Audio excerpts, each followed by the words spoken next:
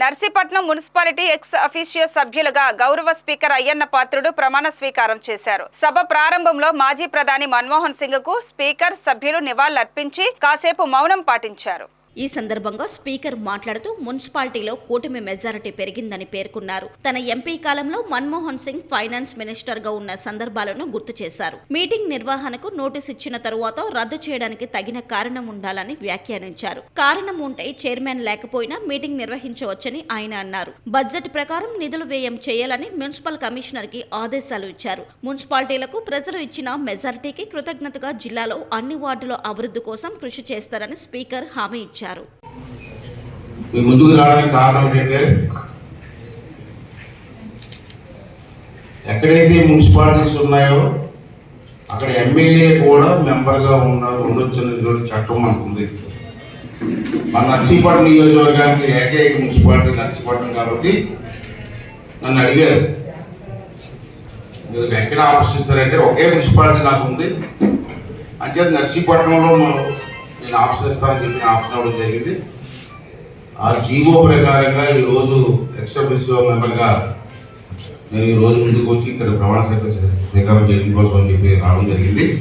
3 రోజుల ముందే నేను కమిషనర్ గారికి లెటర్ రాసి ఎలాగ మీటింగ్ పెడతారో తెలిసిన నాకు చైర్మన్ గారు మీటింగ్ పెడతారని చెప్పి నోటీస్ ఇచ్చారు. ఆ మీటింగ్ రోజునే నేను కూడా ప్రమాణ స్వీకారం చేస్తానని చెప్పి లెటర్ రాస్తాను లిఖితపూర్వకంగా.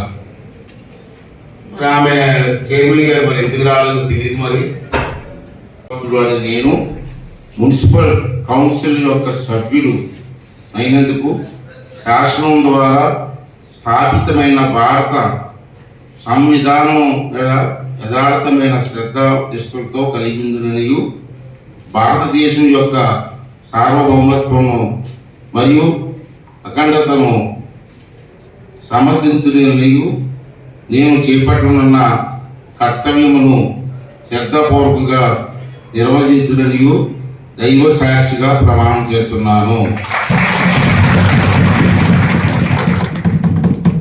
మరి వేళ నుంచి నేను కూడా మీతో కూడా సభ్యులు. ఇక్కడ మా పార్టీ 15 మంది అయ్యారు,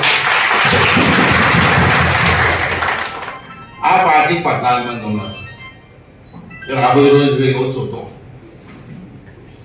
అంచేత మరి ప్రమాణ స్వీకారం చేయడానికి ముందు వచ్చాను. ఈ వేళ నుంచి ప్రమాణ స్వీకారం జరిగిందని కూడా మీతో పాటు నేను కూడా ఇక్కడ సభ్యులుగా ఉంటాను. అంచేత ముందుగా మీరు తెలియజేస్తూ ప్రమాణం చేస్తున్నాను. నేను వాళ్ళకి క్లారిటీ ఇవ్వాలా, చాలా మంది క్లారిటీ ఉండదు. కలిసిపోవడం ప్రెస్ వాళ్ళకి ఉంటుంది, క్లారిటీ ఉండదు. అంటే క్లారిటీ కోసం చెప్తున్నాను. చైర్మన్ లేకపోయినా మీటింగ్ కండక్ట్ చేయొచ్చా లేదా అని ఆలోచనలు ఉంటాయి. ఎప్పుడైతే క్వారం సరిపోయిందో చైర్మన్ లేకపోయినా క్వారం ఉంటే మీటింగ్ కండక్ట్ చేయొచ్చు. అది క్లియర్గా చట్టంలో ఉంది. ముందు తీసుకోండి. కానీ మీరు ఒక్కొక్కరు రాస్తారు, చైర్మన్ లేకుండా మీటింగ్ ఎలా గడిచారు అంటారు. అంచేది మీకు అందుకే క్లారిటీ ఇస్తున్నాను.